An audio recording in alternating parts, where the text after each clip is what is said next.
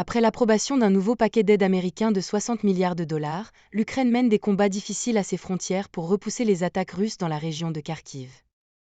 Les troupes russes ont franchi la frontière vendredi dans la région de Kharkiv, risquant ainsi d'ouvrir un nouveau front dans la guerre en cours depuis 27 mois dans le sud et l'est du pays.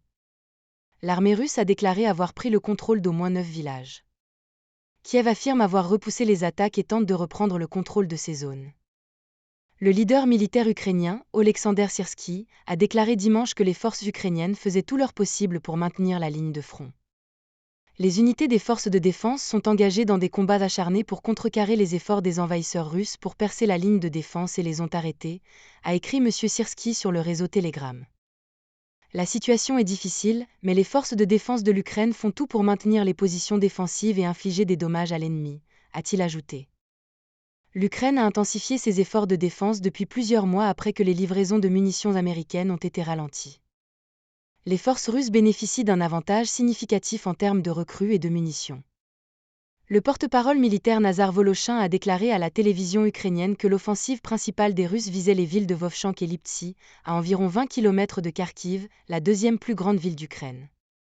En 2022, peu de temps après le début de l'attaque frontale, les troupes russes ont avancé jusqu'à la banlieue de Kharkiv, mais se sont retirées de l'autre côté de la frontière. Cependant, l'Ukraine a également mené des contre-attaques de l'autre côté de la frontière. Au moins 7 personnes ont été tuées et 17 autres blessées lorsqu'un bloc d'appartements entier a été frappé et détruit par un missile de l'époque soviétique tiré par l'Ukraine. La Russie prétend avoir abattu le missile.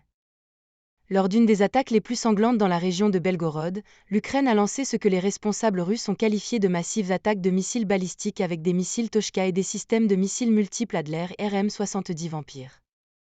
Des images du lieu de l'incident montrent des parties d'un immeuble d'au moins 10 étages détruits, ainsi que des personnes fuyant pour échapper au danger.